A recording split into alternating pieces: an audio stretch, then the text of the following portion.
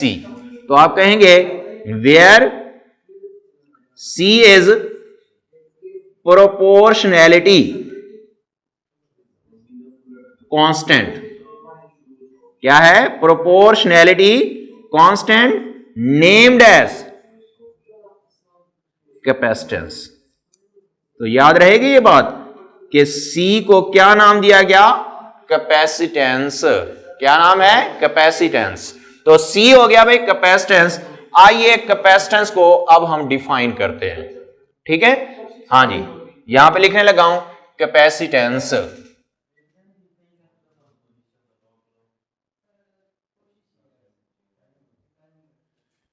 दो तरह से डिफाइन कर सकते हैं कैपेसिटेंस को। पहली डेफिनेशन इस जो वर्ड लिखा हुआ है यहीं से बना सकते हैं। कैपेसिटेंस लफ्ज कहां से लिया गया? कैपेसिटी से। कैपेसिटी से, कैपेसिटी, कैपेसिटी यानी सलाहियत, कैपेबिलिटी, एबिलिटी। तो किसकी कैपेबिलिटी? जाहिर है कैपेसिटेंस किसकी है? कैपेसिटर की। तो इसीलिए आप कहेंगे कि कैपेसिटेंस कैपेसिटी है कैपेसिटर की। क्या करने की? भाई कैसी सलाहियत है कैपेसिटर की? To store electric charge. इसका मतलब अगर किसी कैपेसिटर की चार्ज स्टोर करने की सलाहियत ज्यादा है तो समझ जाएं उसकी कैपेसिटेंस ज्यादा है। अगर चार्ज स्टोर करने की सलाहियत कम है तो उसकी कैपेसिटेंस क्या होगी? कम होगी। तो देखिए डेफिनेशन क्या बनेगी? द कैपेसिटी या कैपेबिलिटी, जो भी लिखना चाहे, the capacity of a capacitor to store electric charge is called capacitance। ठीक है भाई, एक तारीफ ये हो गई। अब मैं दूसरी तारीफ भी बता रहा हूं आपको। दूसरी तारीफ मैं आपको फार्मूले की मदद से बताऊंगा। फार्मूला क्या बनेगा C का? अगर मैं बनाना चाहूं तो C बराबर आ जाएगा Q ओवर V। यही आएगा ना, C बराबर है Q बटे V। अब अगर V 1 वोल्ट हो, अगर दो प्लेटों के दरमियान पोटेंशियल डिफरेंस 1 वोल्ट हो तो क्या होगा? C बराबर आ जाएगा फिर Q के। भाई V तो 1 हो गया ना, Q बटे 1 Q आएगा, तो C बराबर आ जाएगा Q के। इसका मतलब कैपेसिटेंस जो है ये चार्ज की मिकदार के बराबर है। कब? जब दो प्लेटों के दरमियान पोटेंशियल डिफरेंस कितना होगा? 1 वोल्ट। डेफिनेशन देखिए, capacitance of capacitor is the amount of charge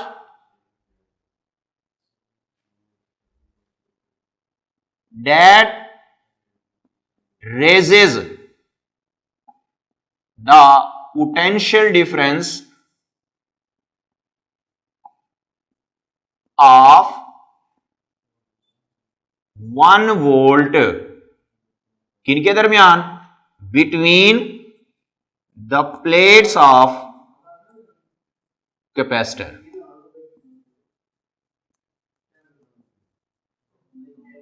यह है डेफिनेशन कि चार्ज की वो मिकदार जो प्लेटों के दरमियान पोटेंशियल डिफरेंस 1 वोल्ट तक बढ़ा दे उसे कहा जाता है क्या? कैपेसिटेंस। दो डेफिनेशन बता दी, एक मैंने इस वर्ड से बनाई है डेफिनेशन और एक मैंने इस फार्मूले से बनाई है। ठीक है, अब हम क्या लिखेंगे? जाहिर है फार्मूला, कैपेसिटेंस का फार्मूला। वो वैसे मैंने पहले लिख दिया है, मैं फिर से लिख रहा हूं, लिखने का तरीका बता रहा हूं साथ आपको। C बराबर है Q बटे V। उसके बाद अगर ऐसा यूनिट की बात करें, सिस्टम इंटरनेशनल में इसका यूनिट जो है वो बनेगा, याद रखना होगा आपको, ये कहलाता है फेरेड। और फेरेड बराबर है चार्ज का यूनिट कूलम और पोटेंशियल डिफरेंस का वोल्ट। तो याद रखना है SI unit of capacitance is farad which is equal to coulomb per volt. इस तरह भी लिख देते हैं फैरेड को सिंबल में कैपिटल F, क्योंकि साइंटिस्ट के नाम से है ये फैरेड। वो कौन सा साइंटिस्ट है? Michael Faraday. तो माइकल फैराडे के नाम से ये नाम रखा गया है, तो इसीलिए इसको कैपिटल लेटर से सिंबल में यूज करेंगे, F कैपिटल लिखा। आगे लिखा हुआ है कूलम भी साइंटिस्ट का नाम है और वोल्ट भी, तो फैरेड बराबर है कूलम पर वोल्ट। अब आइए डेफिनेशन करते हैं फैरेड की। फैरेड, एक फैरेड कब होगा? ठीक है, फैरेड को डिफाइन करने जा रहे हैं, कैपेसिटेंस का जो कि यूनिट है। हां जी, फैरेड को डिफाइन करना है, एक फैरेड कब होगा? कॉमन सेंस है, जब एक कूलम चार्ज कितना पोटेंशियल डिफरेंस बढ़ा दे? 1 वोल्ट। अगर कैपेसिटर के ऊपर एक कूलम चार्ज स्टोर करने से 1 वोल्ट का पोटेंशियल डिफरेंस बढ़े, तो हम कहेंगे उसकी कैपेसिटेंस 1 फैरेड है। डेफिनेशन देखिए, capacitance of capacitor will be 1 farad if कितना भाई? 1 coulomb charge raises the potential difference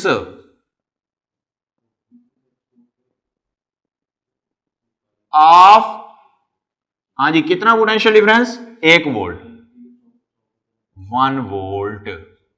आगे बेशक लिख दें आप, between the plates of capacitor. अब अगर ये डेफिनेशन आपसे पूछ ले, डेफिनेशन लिखने के बाद आपने मैथमेटिकली जरूर लिखना होगा कि 1 farad is equal to 1 coulomb बटे 1 वोल्ट। ये जरूर लिखना है कि 1 फैरेड बराबर है कूलम पर वोल्ट। आखिर में है कैपेसिटेंस के हवाले से डिपेंडेंस, डिपेंडेंस ऑफ कैपेसिटेंस। हां जी, आपको याद होगा मैंने ये कहा था कि जब कोई प्रोपोर्शनैलिटी कांस्टेंट हो, वो उस इक्वेशन में मौजूद क्वांटिटीज पे डिपेंडेंट नहीं करता होता। मसलन अब हमने कहा कि C प्रोपोर्शनैलिटी कांस्टेंट है, Q बटे V के बराबर है, तो आप नहीं कह सकते कि C जो है वो Q पे डिपेंड करेगा और V पे डिपेंड करेगा, क्योंकि Q और V आपस में डायरेक्टली प्रोपोर्शनल हो जाएंगे। C क्या रहेगा इसमें? कांस्टेंट।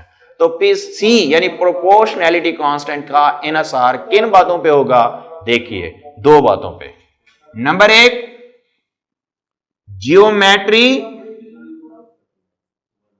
या शेप ऑफ कैपेसिटर, कि जो कैपेसिटर है उसकी शक्ल कैसी है, इस पे इन्हिसार होगा। मैंने कहा जैसे हमने यहां बनाया पैरेलल प्लेट कैपेसिटर, हो सकता है वो स्फेरिकल प्लेट्स कैपेसिटर हो सकता है वो सिलेंड्रिकल प्लेट्स कैपेसिटर हो। तो शेप अगर चेंज होगी तो उससे कैपेसिटेंस भी क्या हो जाएगी? Change. Number 2, nature of medium between the plates of capacitor.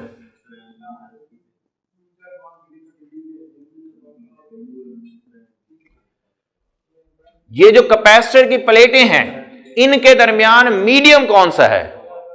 Medium जैसे कोई भी नहीं, वैक्यूम है तब और होगी कैपेसिटेंस, प्लास्टिक आ जाए तब और होगी, एयर आ जाए तब और होगी, रबड़ आ जाए तब और होगी। यानी मीडियम अगर चेंज होगा, मीडियम भी कौन से वाला?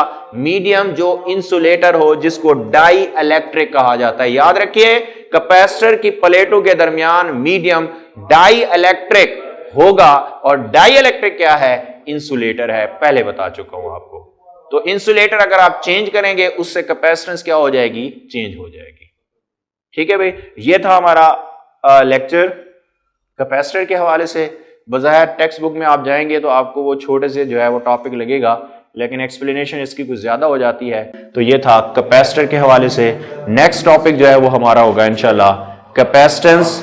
वेरी इंपॉर्टेंट लॉन्ग क्वेश्चन है, capacitance for parallel plate capacitor, यानी शेप को फिक्स करके हमने कैपेसिटेंस का फार्मूला। आप सोच रहे होंगे कि फार्मूला तो है पड़ा, ये देखें ये फार्मूला है कैपेसिटेंस का, तो फिर और क्यों फार्मूला ड्राइव करना है? क्योंकि उसने लिखा हुआ है पैरेलल प्लेट कैपेसिटर के लिए, यानी शेप को उसने फिक्स कर दिया।